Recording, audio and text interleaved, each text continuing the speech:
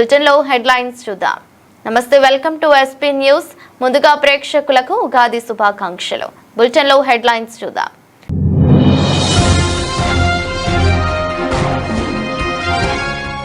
Iran కు Trump warning, Israel కు కీలక ఆదేశాలు.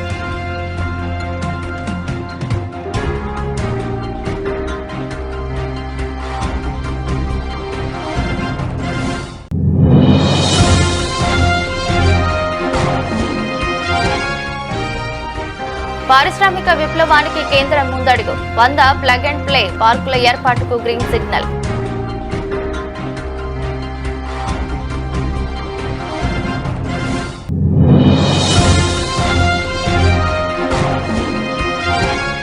బాటి విక్రమార్కని శ్రీధర్ బాబుని తొక్కి పేమెంట్ కోటాలో 1000 కోట్లు ఢిల్లీకి పారేసి నీ తొక్కలో సీటు తెప్పించుకున్నావు, మండిపడ్డ కేటీఆర్.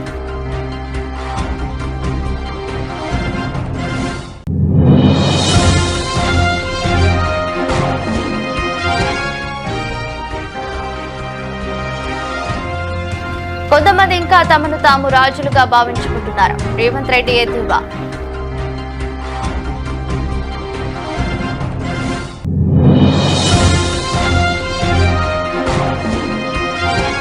తెలుగు వారందరికీ ఉగాది శుభాకాంక్షలు తెలియజేసిన వైఎస్ జగన్.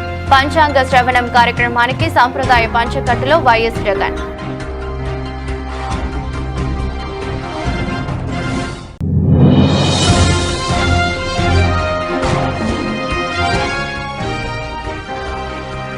ఉగాది వేళ పేదల ఫైల్ పై సీఎం చంద్రబాబు తొలి సంతకం.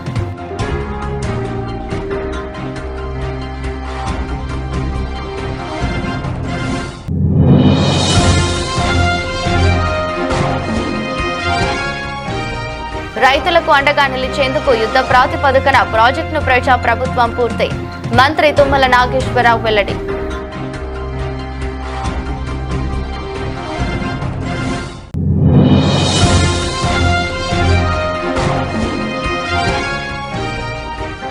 మాకు జరిగిన అవమానంపై సంబంధిత అధికారులపై చర్యలు తీసుకోవాలని సభ ద్వారా డిమాండ్ చేసిన ఎమ్మెల్సీ.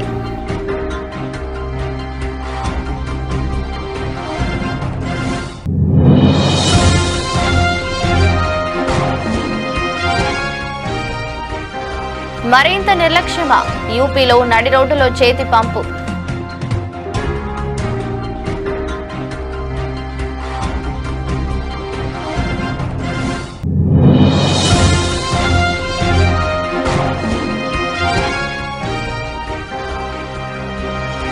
మాట నిలబెట్టుకున్న బన్నీ, అనాథ దివ్యాంగురాలి ఖాతాలో తొలి నెల సాయం జమ.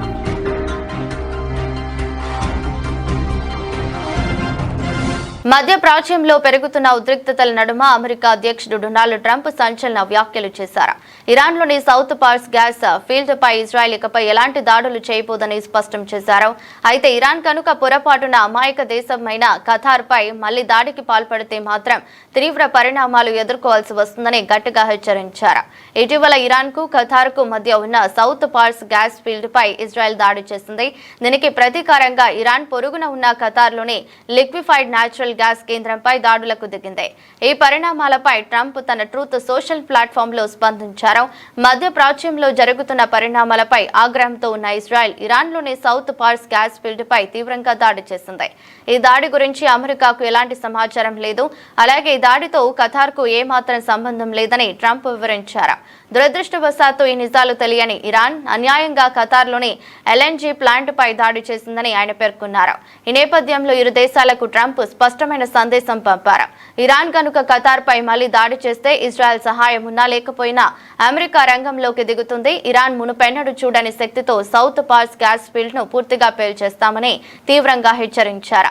ఇరాన్ భవిష్యత్తుపై దీర్ఘకాలిక ప్రభావం చూపే ఇంతటి విధ్వంసానికి ఆదేశించాలని తాను కోరుకోవటం లేదని, కానీ ఖతార్ పై దాడి పునరావృతమైతే మాత్రం ఏమాత్రం వెనకాడబోనని ట్రంప్ స్పష్టం చేశారు. దేశంలో పారిశ్రామిక అభివృద్ధిని వేగవంతం చేసి తయారీ రంగాన్ని బలోపేతం చేసే దిశగా కేంద్ర ప్రభుత్వం ఒక చారిత్రాత్మక నిర్ణయం తీసుకుంది.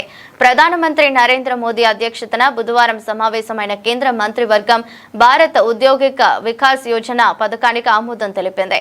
ఈ పథకం కింద దేశవ్యాప్తంగా 100 ప్లగ్ అండ్ ప్లే ఇండస్ట్రియల్ పార్కులను అభివృద్ధి చేసేందుకు 33,600 కోట్ల ఈ పథకం ముఖ్య ఉద్దేశం ప్రపంచ స్థాయి ప్రమాణాలతో కూడిన పారిశ్రామిక మౌలిక సదుపాయాలను కల్పించడం, పెట్టుబడిదారులు ఎలాంటి జాప్యం లేకుండా నేరుగా వచ్చి తమ పరిశ్రమలను స్థాపించి ఉత్పత్తిని ప్రారంభించేందుకు వీలుగా ప్లగ్ అండ్ ప్లే విధానాన్ని అమలు చేయనున్నారు. దీనివల్ల భూసేకరణ, అనుమతులు, మౌలిక వసతుల ఏర్పాటు వంటి అడ్డంకులు తొలగిపోతాయి. రాష్ట్ర ప్రభుత్వాలు ప్రైవేట్ భాగస్వామ్యంతో ఈ పథకాన్ని అమలు చేయనున్నారు. భవ్య పథకం కింద 100 నుంచి 1000 ఎకరాల విస్తీర్ణంలో ఇండస్ట్రియల్ పార్కులను అభివృద్ధి చేస్తారు. అంతర్గత రోడ్లు, డ్రైనేజీ, నీటి శుద్ధి ప్లాంట్లు, రెడీమేడ్ ఫ్యాక్టరీ షెడ్లు, టెస్టింగ్ ల్యాబ్స్, కార్మికుల వసతి గృహాలు వంటి మౌలిక సదుపాయాల కోసం ఎకరాకు 1 కోటి వరకు ఆర్థిక సాయం అందిస్తారు. ప్రాజెక్టు వ్యయంతో 25% వరకు బాహ్య మౌలిక సదుపాయాల కనెక్టివిటీకి కూడా నిధులు కేటాయిస్తారు. అత్యుత్తమ ప్రతిపాదనలను ఛాలెంజ్ మోడ్ ద్వారా ఎంపిక చేస్తారు. పీఎం గతిశక్తి సూత్రాలకు అనుగుణంగా గ్రీన్ ఎనర్జీ వినియోగంతో ఈ పార్కులను తీర్చిదిద్దుతారు. ఈ పథకం ద్వారా తయారీ యూనిట్లు, ఎంఎస్ఎంఈలు, స్టార్టప్లు, అంతర్జాతీయ పెట్టుబడిదారులు ప్రధానంగా లబ్ధి పొందుతారు. భారీగా ప్రత్యక్ష, పరోక్ష ఉద్యోగాలు సృష్టించబడటంతో పాటు దేశీయ సరఫరా గొలుసులు బలపడి ప్రాంతీయ పారిశ్రామికీకరణకు ఊతం లభిస్తుందని ప్రభుత్వం ఆశిస్తోంది. ఈ నిర్ణయంపై ప్రధాని నరేంద్ర మోదీ ట్విట్టర్ వేదికగా స్పందించారు. భారత్ పారిశ్రామిక వృద్ధిని వేగవంతం చేయడంలో ఇది ఒక చారిత్రాత్మక అడుగు. దేశవ్యాప్తంగా 100 ప్లగ్ అండ్ ప్లే ఇండస్ట్రియల్ పార్కుల ఏర్పాటుకు భవ్య పథకం దోహదపడుతుంది. దీనివల్ల తయారీ రంగం, పెట్టుబడులు, ఉద్యోగాలు పెరుగుతాయని పేర్కొన్నారు. ఆత్మ నిర్భర్ భారత్ లక్ష్య సాధనలో ఈ పథకం కింద కీలక మైలురాయిగా నిలుస్తుందని కేంద్రం భావిస్తుంది.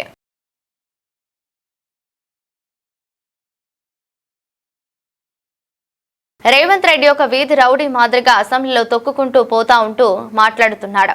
ఉత్తమ్ కుమార్ రెడ్డిని, దామోదర్ రాజ నరసింహని, బట్టి విక్రమార్కని, శ్రీధర్ బాబుని తొక్కి పేమెంట్ కోటాలో 1000 కోట్లు ఢిల్లీకి పారేసి నీ తొక్కలో సీటు తెచ్చుకున్నావని కేటీఆర్ మండిపడ్డారు. అసలు ఒక వీధి రౌడీ మాదిరిగా, ముఖ్యమంత్రిలా కాదు, ఒక వీధి రౌడీ మాదిరిగా నడుపుతున్నది సర్కారు కాదు, ఒక రౌడీ దర్బార్ అన్న స్థాయిలో చెలరేగిపోతూ తొక్కుకుంటూ వచ్చినా, తొక్కుకుంటూ పోతా, మళ్ళీ తొక్కుతా. ఎవరిని దొక్కినవు నువ్వు? ఉత్తమ్ కుమార్ రెడ్డిని దొక్కినవు. ఎవరిని దొక్కినవు? దామోదర్ రాజనరసింహన్ దొక్కినవు. ఎవరిని దొక్కినవు? బట్టి విక్రమార్కన్ దొక్కినవు. ఎవరిని దొక్కినవు? శ్రీధర్ బాబుని దొక్కినవు. పాత కాంగ్రెస్ వాళ్ళందరినీ తొక్కి పేమెంట్ కోటాలో 1000 కోట్లు ఢిల్లీకి బాడేసి నీ తొక్కలో సీటు తెచ్చుకున్నావు.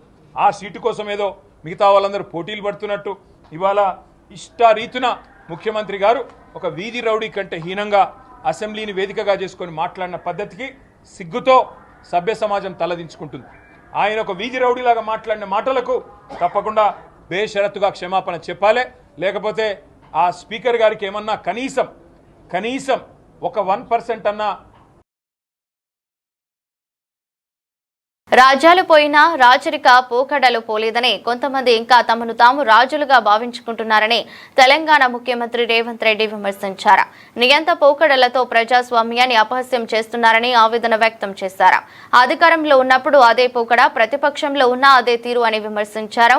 ప్రజాస్వామ్యంలో ప్రజలే నాయకులు, రాజులని గుర్తుంచుకోవాలని సూచించారు. రేవంత్ రెడ్డి శాసనసభలో మాట్లాడుతూ గవర్నర్ ప్రసంగం ద్వారా రాష్ట్ర భవిష్యత్తు ప్రణాళికలను వివరించామని అన్నారు. గవర్నర్ చర్చించిన తర్వాతనే ప్రసంగం తయారు చేసినట్లు తెలిపారు. కొత్త గవర్నర్ ను కలిసేందుకు ప్రతిపక్ష నాయకులు వస్తారని భావించామని, ప్రధాన ప్రతిపక్షంగా గవర్నర్ ప్రసంగానికి ధన్యవాదాలు తెలుపుతుందని భావించామని, గవర్నర్ ప్రసంగంపై సూచనలు, సలహాలు వస్తాయని భావించామని, కానీ ఏమాత్రం స్పందన రాలేదని అన్నారు. కేసీఆర్ సభకు వచ్చి ప్రభుత్వానికి సూచనలు, సలహాలు ఇవ్వాలని కోరారు. ప్రపంచ దిగ్గజ ఐటీ కంపెనీలు హైదరాబాద్ లో ఏర్పాటయ్యేందుకు మాజీ ప్రధానమంత్రి పివి విధానాలే కారణమని అన్నారు. పివి నేదురుమల్లి జనార్దన్ రెడ్డి హైటెక్ సిటీకి పునాది రాయి వేశారని తెలిపారు. ఆ తర్వాత చంద్రబాబు, వాజ్పేయి హైటెక్ సిటీని పూర్తి చేశారని రేవంత్ రెడ్డి అన్నారు. ఏ కారణంగా లక్షలాది ఉద్యోగాలు పోయి నిరుద్యోగ సమస్య తలెత్తే ప్రమాదం ఉన్నదని, ఈ పరిస్థితుల్లో భవిష్యత్తు ప్రణాళికలు రూపొందించుకోవాల్సిన అవసరం ఉందని తెలిపారు. లేకపోతే సుంకేష్ల కానీ, లేకపోతే పాలమూరు రంగారెడ్డి ఎత్తిపోతలు కానీ, కల్వకుర్తి కానీ, భీమా కానీ, నెట్టంపాడు కానీ, ఏ ప్రాజెక్ట్ అయినా 10 ఏళ్లలో పూర్తి చేసిండ్రు అధ్యక్ష? ఇంతకంటే దుర్మార్గం ఉంటుందా? ఇవన్నీ కలిపితే 3,47,294 కోట్లు మేము అప్పు చేసినాం అధ్యక్ష. ఎప్పటి నుంచి 1/12/2023 నుంచి అధ్యక్ష, బాగా సభ్యులందరూ వినాలి. 28/2/2026 వరకు దాదాపుగా ఈ 27 నెలలలో మేము తెచ్చిన అప్పు 3,47,294 కోట్ల అధ్యక్ష. మేము తెచ్చిన అప్పు. మా ఇద్దరు మంత్రులకు నేను సూచన చేస్తున్నా, ఈ సమావేశాలలోనే మీరు పంట మార్పిడి విధానం మీద ఏ విధంగా రైతులను ప్రోత్సహించాలనుకుంటున్నామో, వరి ఒక్కటే పరిష్కారం కాదు. వరి పండించడంతో రైతులకు లాభమే కానీ అత్యధిక లాభం లేదు.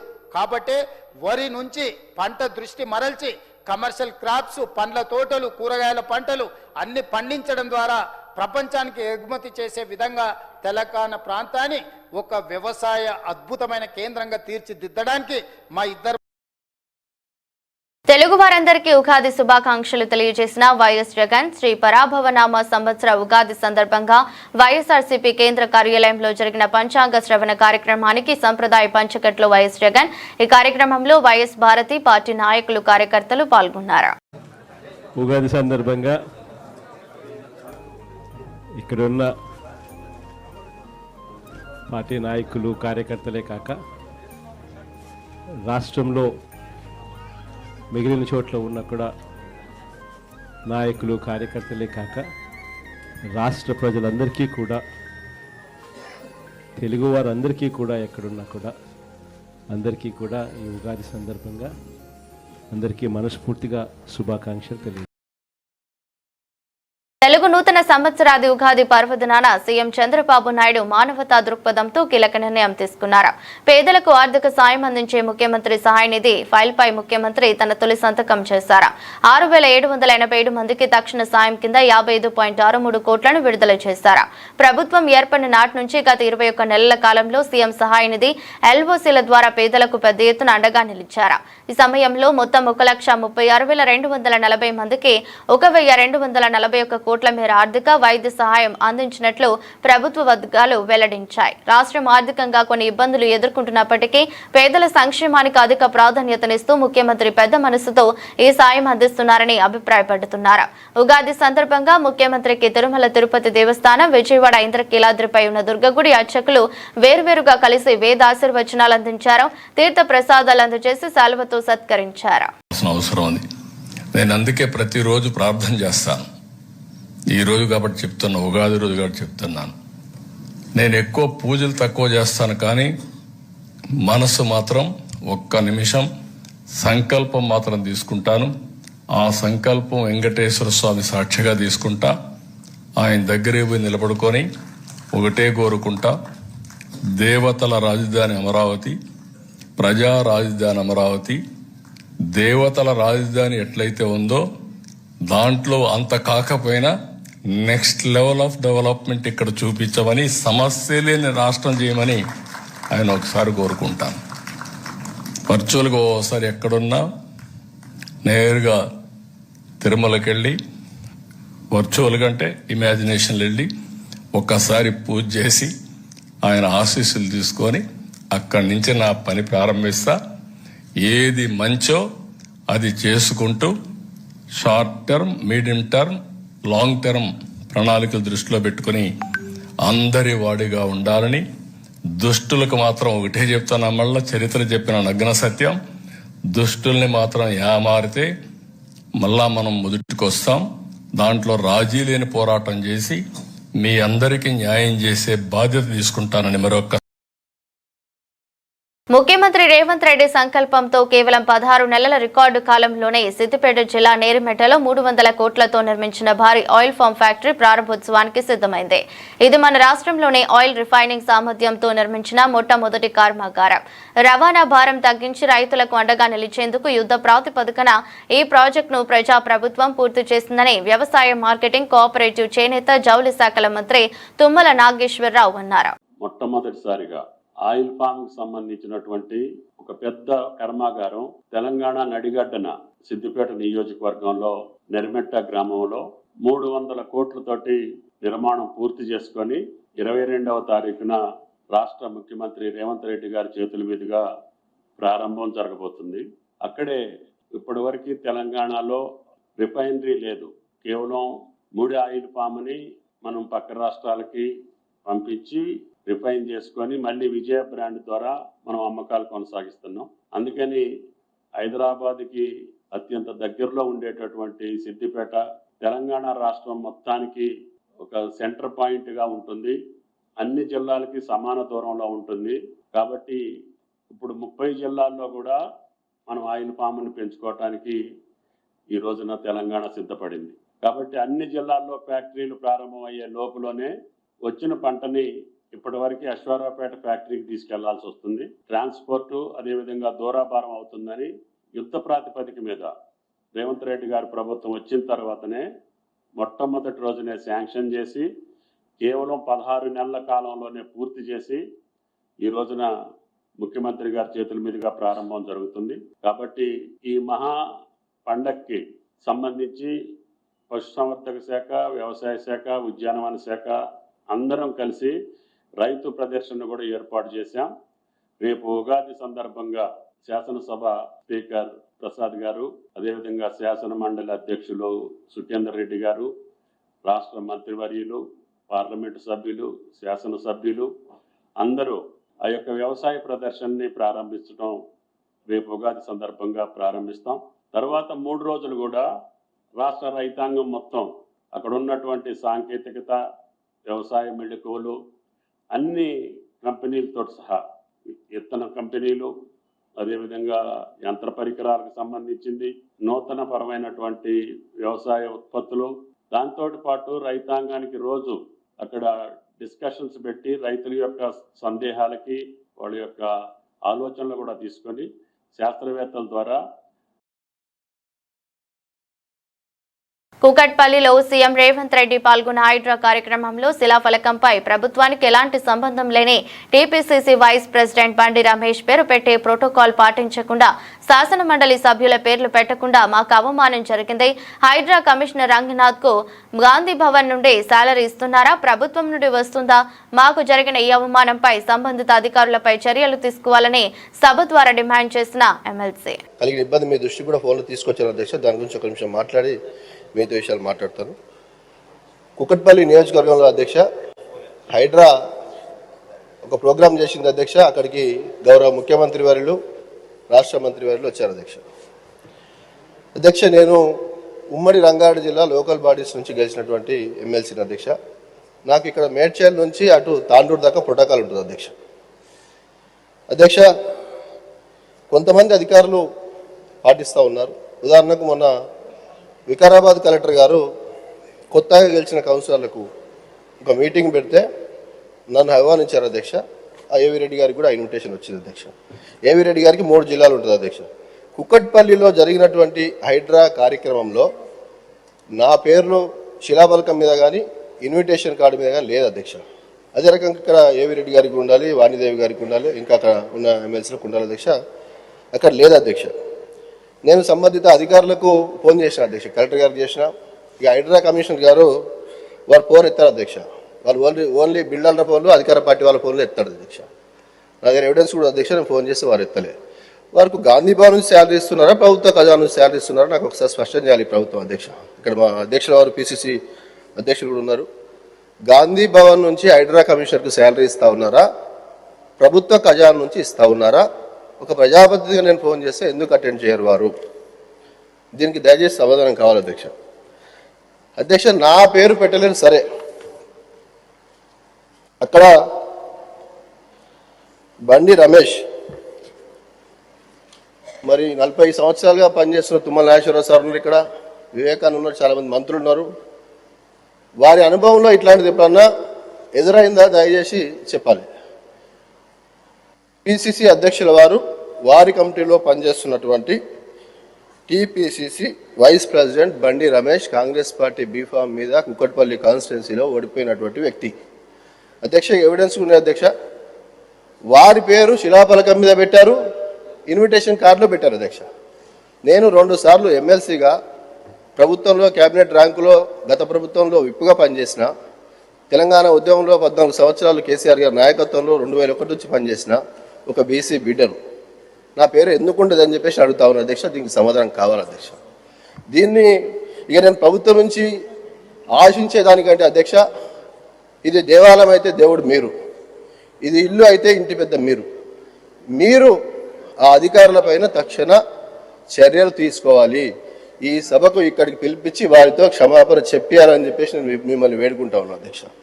దయచేసి మీరు ఎల్లుండి జరిగే సమావేశంలో ఈ యొక్క కార్యక్రమం చేస్తారని చెప్పేసి నేను ఆశిస్తా ఉన్నా అధ్యక్ష. ఇది నా ఒక్కరికి సంబంధించిన అంశం కాదు అధ్యక్ష. షంబీపూర్ రాజు గారు 6 సంవత్సరాలు ఎమ్మెల్సీగా ఉంటారు, పోతారు, రేపు ఇంకోరు రావచ్చు కాక. ఈ సభకు సంబంధించిన విషయం అధ్యక్ష, మన గౌరవానికి సంబంధించిన విషయం అధ్యక్ష. ఉత్తరప్రదేశ్లో అధికారుల నిర్లక్ష్యం పరాకాష్ఠకు చేరుకుంది. మిర్జాపూర్ జిల్లాలో కొత్తగా నిర్మించిన సిమెంట్ రోడ్డుకు సరిగ్గా మధ్యలో చేతి పంపును వదిలేసి నిర్మాణం పూర్తి చేశారు. ఇంజనీర్ల నిర్లక్ష్యానికి నిలువెట్టెత్తు నిదర్శనంగా నిలిచిన ఈ ఘటనకు సంబంధించిన వీడియో సోషల్ మీడియాలో వైరల్ కావడంతో వారిపై తీవ్ర విమర్శలు వెల్లువెత్తుతున్నాయి. వివరాల్లోకి వెళితే మిర్జాపూర్ జిల్లాలోని ఓ గ్రామంలో ఇటీవల సిమెంట్ రోడ్డు పనులు చేపట్టారు. అయితే రోడ్డు మధ్యలో ఉన్న చేతి పంపును తొలగించకుండా కాంట్రాక్టర్ సంబంధిత అధికారులు దాని చుట్టూనే కాంక్రీట్ వేసి పనులు ముగించేశారు. దీంతో ఆ పంపు ఇప్పుడు రోడ్డుకు అడ్డంగా ప్రమాదకరంగా నిలిచింది. ముఖ్యంగా రాత్రి వేళల్లో వేగంగా వచ్చే వాహనదారులు దీనిని గమనించకపోతే ఘోర ప్రమాదాలు జరిగే ముప్పుందని స్థానికులు ఆందోళన వ్యక్తం చేస్తున్నారు. దీనిని కొందరు వీడియో తీసి సోషల్ మీడియాలో పోస్ట్ చేయడంతో అది కాస్త వైరల్ గా మారింది. అధికారుల పనితీరుపై నెటిజన్లు వ్యంగ్యాస్త్రాలు సంధిస్తున్నారు. రోడ్డుపై వెళ్తూనే దాహం తీర్చుకోవచ్చు అంటూ కొందరు సెటైర్లు వేస్తున్నారు. ప్రజల భద్రతను గాలికొదిలిన అధికారులపై చర్యలు తీసుకోవాలని డిమాండ్ చేస్తున్నారు. ఈ వ్యవహారం ఉన్నతాధికారుల దృష్టికి వెళ్లడంతో వారు స్పందించారు. ఘటనపై విచారణ జరిపి బాధ్యులైన వారిపై చర్యలు తీసుకుంటామని హామీ ఇచ్చారు. చేతి పంపును తక్షణమే తొలగించేందుకు చర్యలు చేపడతామని తెలిపారు.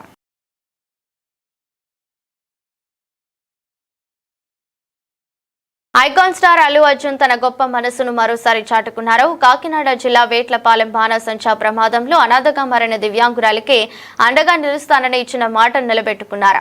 బాధితురాలు కండింపల్లి దుర్గకు జీవితాంతం అండగా ఉంటానని ప్రకటించిన ఆయన తొలి నెలకు సంబంధించిన ఆర్థిక సాయాన్ని ఆమె బ్యాంకు ఖాతాలో జమ చేశారు. రియల్ లైఫ్ లోనే కాకుండా రియల్ లైఫ్ లోనూ హీరో అనిపించుకుంటున్న బన్నీపై సర్వత్రా ప్రశంసలు వెల్లువెత్తుతున్నాయి. ఇటీవల వేట్లపాలెంలో జరిగిన ఘోర అగ్ని ప్రమాదం 23 మందిని బలి తీసుకున్న విషయం తెలిసిందే. ఈ దుర్ఘటనలో మానసిక దివ్యాంగురాలైన దుర్గా తన తండ్రిని కోల్పోయింది. అంతకుముందే తల్లి అనారోగ్యంతో మరణించడంతో ఆమె పూర్తిగా అనాథగా మారింది. ఈ హృదయ విదారక విషయం తెలుసుకున్న అల్లు అర్జున్ వెంటనే స్పందించారు. దుర్గ కనీస అవసరాల కోసం జీవితాంతం ప్రతి నెల 7,500 చొప్పున అందిస్తానని భరోసా ఇచ్చారు. అన్నమాట ప్రకారం తాజాగా మొదటి నెల సాయం 7,500 దుర్గా ఖాతాలో జమ కావడంతో ఈ విషయాన్ని ఆమె తరపు వ్యక్తి సోషల్ మీడియా ద్వారా పంచుకున్నారు. అల్లు అర్జున్ కు కృతజ్ఞతలు తెలిపారు. ఈ పోస్ట్ వైరల్ కావడంతో నెటిజన్లు అభిమానులు బన్నీపై ప్రశంసల వర్షం కురిపిస్తున్నారు. కష్టాల్లో ఉన్న వారిని ఆదుకోవడంలో ఆయన ఎప్పుడు ముందుంటారని కొనియాడుతున్నారు. గతంలో ఆర్థిక ఇబ్బందులతో సతమతం అవుతున్న నటి పావల శ్యామలకు కూడా అల్లు అర్జున్ ఇలాగే నెల నెల ఆర్థిక సాయం అందిస్తానని హామీ ఇచ్చిన సంగతే తెలిసిందే. ఇక సినిమాల విషయానికి వస్తే అల్లు అర్జున్ ప్రస్తుతం పాన్ ఇండియా స్థాయిలో భారీ ప్రాజెక్టులతో బిజీగా ఉన్నారు. కోలీవుడ్ స్టార్ డైరెక్టర్ అట్లీ దర్శకత్వంలో ఓ ప్రతిష్టాత్మక చిత్రంలో నటిస్తున్నారు. దీపిక పదుకునే హీరోయిన్ గా నటిస్తున్న ఈ సినిమాను సన్ పిక్చర్స్ సంస్థ సుమారు 800 కోట్ల భారీ బడ్జెట్ తో నిర్మిస్తోంది. దీంతో పాటు మరో సంచలన దర్శకుడు లోకేష్ కనగరాజ్ తో కూడా ఓ సినిమా చేసేందుకు అల్లు అర్జున్ గ్రీన్ సిగ్నల్ ఇచ్చారు. భారత స్టాక్ మార్కెట్లు గురువారం ట్రేడింగ్ లో భారీ పతనాన్ని చవిచూశాయి. అంతర్జాతీయంగా నెలకొన్న ప్రతికూల సంకేతాలతో మదుపర్లు అమ్మకాలకు తెగపడటంతో దలాల్ స్ట్రీట్ లో రక్తపాతం సృష్టిస్తున్నట్టయింది. బీఎస్ఈ సెన్సెక్స్ ఏకంగా 1460 పాయింట్లు కుప్పకూలి 75,243 వద్ద ట్రేడ్ అవుతుండగా ఎన్ఎస్ఈ నిఫ్టీ 450 పాయింట్లు నష్టపోయి 23,349 స్థాయికి దిగజారింది. ఈ పతనంతో మదుపర్ల సంపద ఒక్కరోజే లక్షల కోట్ల రూపాయల మేర ఆవిరైంది. అమెరికా ఫెడరల్ రిజర్వ్ వడ్డీ రేట్లను యథాతథంగా ఉంచుతూ తీసుకున్న నిర్ణయం మార్కెట్ సెంటిమెంట్ ను తీవ్రంగా దెబ్బతీసింది. ద్రవ్యోల్బణం ఇంకా అదుపులోకి రాలేదని, వడ్డీ రేట్ల కోత ఇప్పట్లో ఉండకపోవచ్చని ఫెడ్ చైర్మన్ జెరోమ్ పావెల్ సంకేతాలు ఇవ్వడం ప్రపంచ మార్కెట్లతో పాటు భారత్ లోను అమ్మకాలకు దారితీసింది. దీనికి తోడు ఇరాన్ అమెరికా మధ్య పెరుగుతున్న యుద్ధ మేఘాలతో ముడి చమురు ధరలు బగ్గుమన్నాయి. బ్రెంట్ క్రూడ్ ఆయిల్ ధర బ్యారెల్ కు $111 మార్కును దాటడం భారత్ వంటి దిగుమతి ఆధారిత దేశాలకు ఆందోళన కలిగిస్తోంది. దేశీయంగా హెచ్డిఎఫ్సి బ్యాంక్ చైర్మన్ రాజీనామా వార్తలతో ఆ బ్యాంకు షేరు 5% వరకు పతనం అవ్వటం కూడా సూచీలపై తీవ్ర ప్రభావాన్ని చూపింది. ఐటీ, బ్యాంకింగ్, ఆయిల్ మరియు గ్యాస్ రంగాల షేర్లు భారీగా నష్టపోయాయి. మార్కెట్లలో అనిశ్చితి కొనసాగే అవకాశం ఉన్నందున మదుపరులు ఆచితూచి వివరించాలని, నాణ్యమైన షేర్లను అట్టిపెట్టుకోవాలని నిపుణులు సూచిస్తున్నారు. విదేశీ సంస్థాగత ఇన్వెస్టర్లు నిధులను వెనక్కి తీసుకోవడం కూడా ఆందోళన పెంచుతోంది. వార్తలు ముగించే ముందు మరోసారి హెడ్లైన్స్.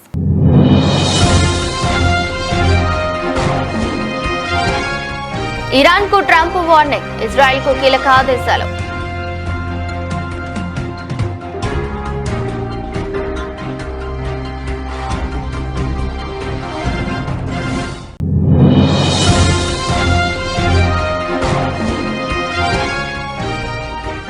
పారిశ్రామిక విప్లవానికి కేంద్రం ముందడుగు, 100 ప్లగ్ అండ్ ప్లే పార్కుల ఏర్పాటుకు గ్రీన్ సిగ్నల్.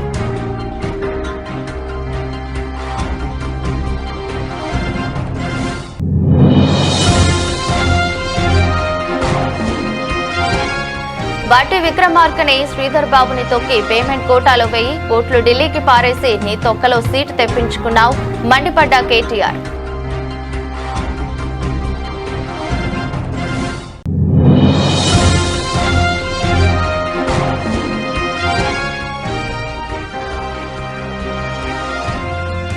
కొంతమంది ఇంకా తమను తాము రాజులుగా భావించుకుంటున్నారు, రేవంత్ రెడ్డి ఎద్దేవా.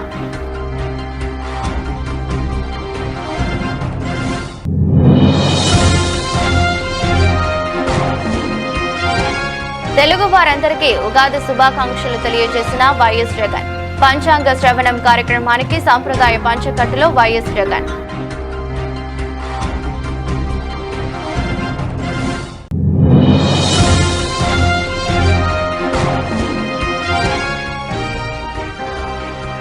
ఉగాది వేళ పేదల ఫైల్పై సీఎం చంద్రబాబు తొలి సంతకం.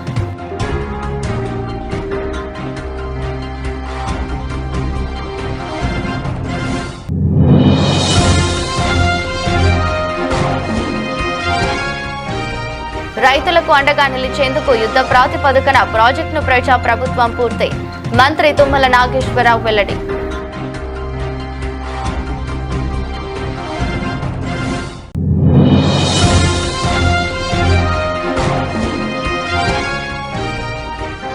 మాకు జరిగిన ఈ అవమానంపై సంబంధిత అధికారులపై చర్యలు తీసుకోవాలని సభ ద్వారా డిమాండ్ చేసిన ఎమ్మెల్సీ.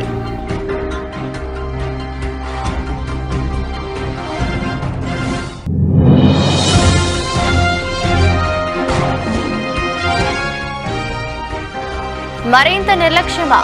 యూపీలో నడి రోడ్డులో చేతి పంపు.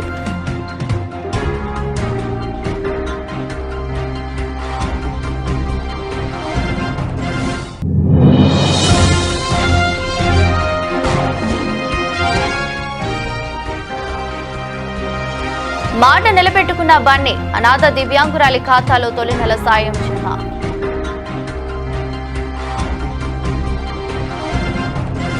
ఇది రోజు బులెటిన్. మరో బులెటిన్లో మళ్ళీ కలుద్దాం. అంతవరకు సెలవు, నమస్కారం.